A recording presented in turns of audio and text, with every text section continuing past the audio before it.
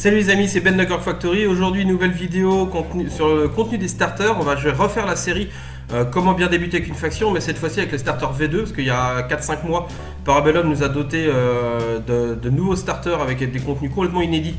Donc je me suis dit ça valait le coup de recommencer ces vidéos-là, mais en parlant du contenu et de ce qu'on pouvait faire avec comme type de liste et qu'est-ce qu'il fallait rajouter pour monter à 1000 points, parce que le jeu évolue quand même pas mal. Au niveau de sa communauté en tout cas, il y a énormément de nouveaux qui rejoignent la communauté de Parabellum pour le jeu Conquest et pour First Blood, donc c'est plutôt très bien, même très cool. Donc je me suis dit allez, je me relance dans la série de vidéos, donc je vais couvrir les 7 armées sur les 7 starters pour voir ce qu'on peut faire avec leurs starters d'armée. Donc je vais commencer cette première revue avec le starter des Wadrun, mes petits chouchous, en termes de design en tout cas, hein, grosso modo des orques un peu sauvages qui chevauchent des dinosaures. Ce starter va être composé d'un personnage et de 4 unités, sachant qu'eux ils ont la particularité d'avoir que des doubles kits pour le moment au niveau de leurs infanteries. Donc vous allez avoir de quoi monter un Predator, des Blooded, des Hunters, des Slingers ou des Braves. Donc dans ces 4 unités là il va falloir choisir 2. Et vous allez pouvoir monter des nuées de Raptors et des chevaucheurs de Raptors. Donc commençons avec le Predator. Donc c'est un personnage qui vaut 90 points, c'est une infanterie de classe légère. Il a 600 mouvements, 3 en volée, 3 en clash, 5 attaques, 5 points de vie, 3 en resolve, 2 en défense et 1 en esquive. Donc vous voyez c'est un bon combattant, c'est clairement pas un personnage de soutien. On voit que c'est un personnage de combat par rapport à ses caracs, hein. 3 en volée, 3 en clash, 5 attaques, que ça soit au tir comme au corps à corps, il va savoir se défendre. Modulo du coup c'est règle spéciale. Donc en règle spéciale il a le barrage 3 à 18 pouces avec pénétration d'armure 1 et le tir mortel et chasseur de monstres. Donc vous voyez que c'est un personnage de tir. Je vais pas m'attarder sur les règles des unités en règle générale ici parce que j'ai déjà fait la revue des livres d'armées complets. Donc je vais vous renvoyer plutôt vers les listes d'armées, des vidéos où je parle des livres d'armées, où là j'explique vraiment les règles de chaque unité, de chaque personnage. Là je vais plutôt juste passer rapidement sur leurs caractéristiques et leurs compétences et plutôt parler un petit peu du nombre de points, de ce qu'on peut en faire, ce qu'on peut monter comme liste d'armées avec ce contenu. Concernant sa suprématie, si vous le sélectionnez en tant que général, il va avoir le plaisir du meurtre. C'est-à-dire que tous les régiments amis pourront relancer leur jet de charge pendant ce round. De plus, chaque régiment ami reçoit un des bonus suivants en fonction de sa classe. Les régiments légers vont avoir plus 3 à leur distance de charge, les régiments moyens vont avoir plus 1 à leur distance de charge, et les régiments lourds vont avoir la règle spéciale impact plus 1. Donc clairement c'est un personnage de bâche entre guillemets par rapport à son boost. Lui c'est un personnage de tir, maintenant il va booster toutes vos unités de corps à corps grâce à l'augmentation de leur distance de charge. Continuons maintenant avec les unités qui composent le starter. Donc la première unité ça va être la meute de chasse, les Hunting Pack pour 125 points. Vous allez avoir 3 stands de type cavalerie de classe légère avec mouvement 8, volée 1, clash 2, 6 attaques, 3 en points de vie, 2 en resolve, 1 en défense et 1 en esquive. Vous voyez ils sont en mousse, maintenant ils valent pas très cher, 125. 6 attaques clash 2, on voit clairement que c'est des unités de corps à corps qui sont très mobiles, hein, c'est de la cavalerie légère avec 8 en mouvement, donc ça c'est plutôt une bonne unité pour aller bouger, contourner votre adversaire et aller lui choper les petites unités en fond de table. En règle spéciale ils ont la fluide formation, irrégulier, opportuniste, discret, avant-garde et tirailleur. Ils ont pas mal de petites règles spéciales. Ensuite ils ont une autre règle, mais là c'est pas une règle spéciale, c'est une règle propre à eux, qui est la règle de nuée. Les stands de ce régiment comptent comme étant de taille 1. Bah oui, parce que c'est de la cavalerie. Normalement la cavalerie est taille 2, mais bon ça reste des nuées de bébés raptors, des tout petits dinos, donc du coup ils sont taille 1. Continuons avec les Raptor Riders, en français les cavalières de Raptor, pour 190 points. Vous avez de la cavalerie qui est aussi de classe légère, cette fois-ci avec 8 en mouvement, 2 en volée, 2 en clash, 5 attaques, 5 points de vie, 3 en resolve, 2 en défense et 2 en esquive.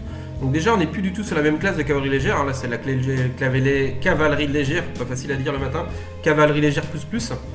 Ils ont le même mouvement que leurs homologues bébé raptor, sauf qu'eux ils vont avoir 2 en volée, donc un peu mieux en tir, et surtout 5 attaques et 5 points de vie, et une esquive de 2, donc clairement un gros tanking par rapport aux autres. Nos petites cavalières vont avoir pas mal de petites règles spéciales également, savoir le barrage 2 à 12 pouces, pénétration d'armure 1, la fluide formation et rafale. Donc c'est des bons tireurs, mais ils sont aussi loin d'être ridicules en corps à corps et on peut en faire une bonne unité d'impact, une unité d'impact correcte. Continuons avec les frondeurs, les stingers, pour 160 points. Vous avez de l'infanterie classe légère, donc on est très cher pour l'infanterie légère, mais il y a une raison.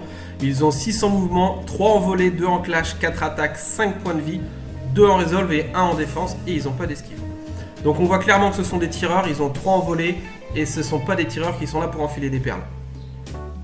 Alors je vous dis, ils ne sont pas là pour enfiler des perles, alors si, ils vont enfiler des perles, mais avec les crânes de vos adversaires. Ils ont barrage 4 à 18 pouces avec le tir torrentiel. Donc ça fait une bonne flopée de tir avec un gros potentiel de destruction, surtout quand ils vont être à mi-portée grâce à la pluie torrentielle. Et vous verrez, la règle qui suit fait qu'ils sont vraiment très... Et oui, autre règle spéciale dédiée aux slingers, par tranche de 2 blessures infligées par régiment. Par ce régiment suite à une action de volée, le régiment cible doit effectuer un test de morale. Cette règle ne s'applique pas au stand de personnages rattachés à ce régiment. C'est-à-dire que dès que vous allez faire 2 blessures, par tranche de 2 blessures que vous allez faire, votre adversaire va devoir faire un test de morale. C'est une exception à la règle puisque les tirs ne font pas faire de morale. Et bien les slingers font faire des tirs de morale nativement. Donc ça, c'est fort.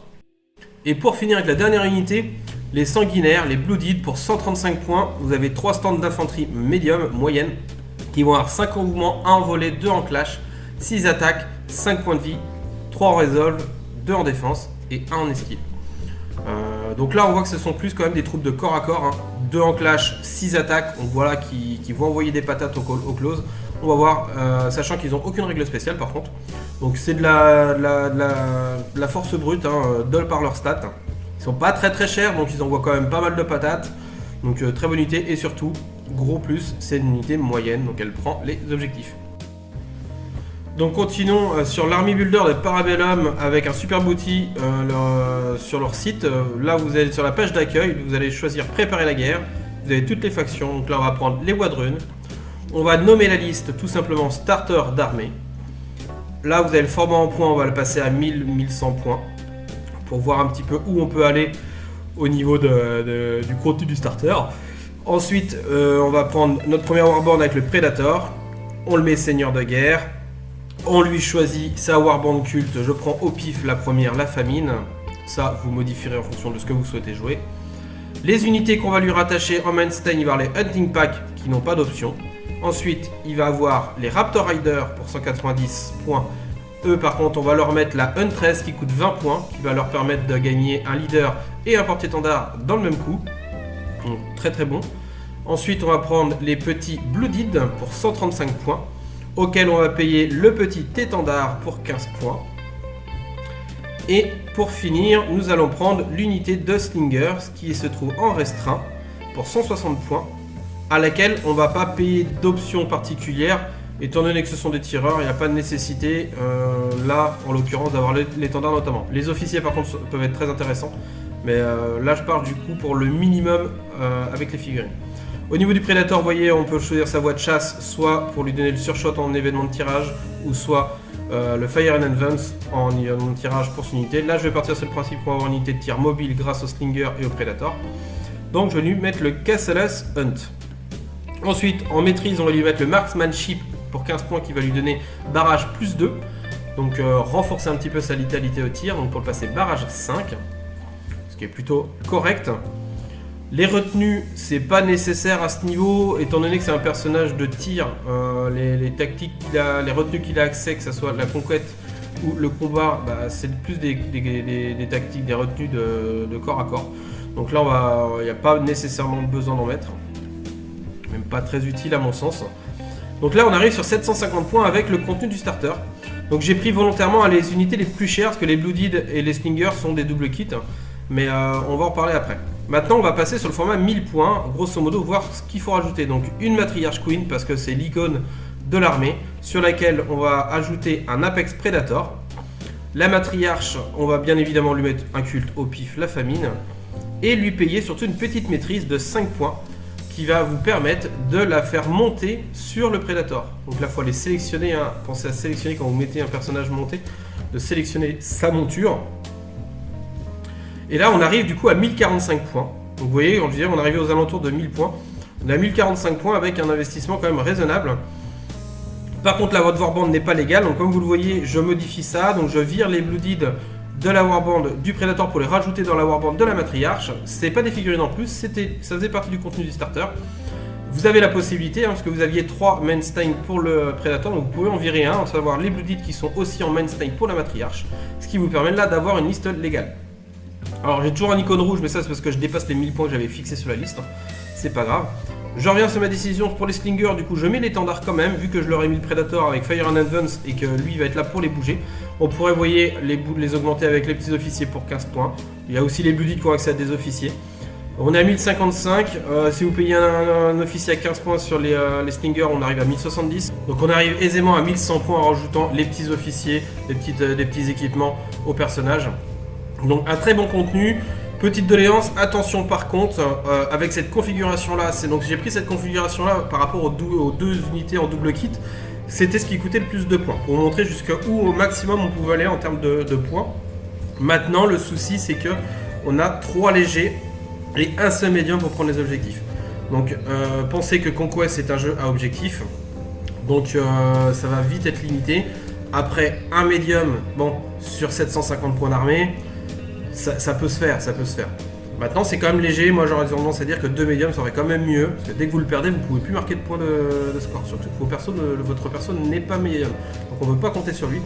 Donc c'est un petit peu le bas qui blesse là-dessus, c'est par rapport à ça. Maintenant c'est un très bon starter, c'est varié en termes de contenu, vous avez de l'infanterie, vous avez de la cavalerie légère de 2 types différents, vous avez du tireur, du mec de corps à corps, vous pouvez en plus ajuster vos unités comme vous voulez grâce au double kit, donc très bon contenu. Le petit rajout avec la matriarche et l'Apex, alors c'est pas, il y a plein d'autres choses que vous pouvez rajouter, hein, bien entendu. Vous pouvez tout simplement aussi éventuellement rester sur une seule warband à 1000 points et gonfler vos packs existants, c'est-à-dire que vous pouvez passer vos Blooded à 6 effectifs. Si vous aviez monté par exemple autre chose que les Slingers, et ben vous pouviez passer le pack à 6. Les Slingers, vous pouvez les passer à 6, alors il n'y a pas grand intérêt parce que ça fait une grosse unité très chère qui va pas forcément pouvoir toujours tirer parce qu'elle sera trop nombreuse et vous n'aurez pas les lignes de vue. Mais pourquoi pas, on peut l'imaginer. Maintenant, la Matriarche et l'Apex, c'est un ajout en termes de modélisme, de toute façon que tous les joueurs Wadrun feront parce que bien souvent on prend cette armée là parce qu'on claque sur leurs dinosaures. Leurs dinosaures sont vraiment magnifiques. Donc ça me paraissait logique et en plus en termes de jeu, ça vous apporte un lourd. Donc encore une possibilité de marquer des scores et une unité qui frappe vraiment très fort. J'espère que cette vidéo vous a plu. Je vous dis à plus. Et si vous cherchez où vous fournir, vous n'avez pas de revendeur, n'hésitez pas à aller voir mon site qui est en description, qui pour rappel subventionne à 100% la chaîne. L'entièreté des bénéfices du site sont utilisés pour faire le fonctionnement de la chaîne, le matériel, les figurines et la peinture. Je vous remercie, je vous dis à plus.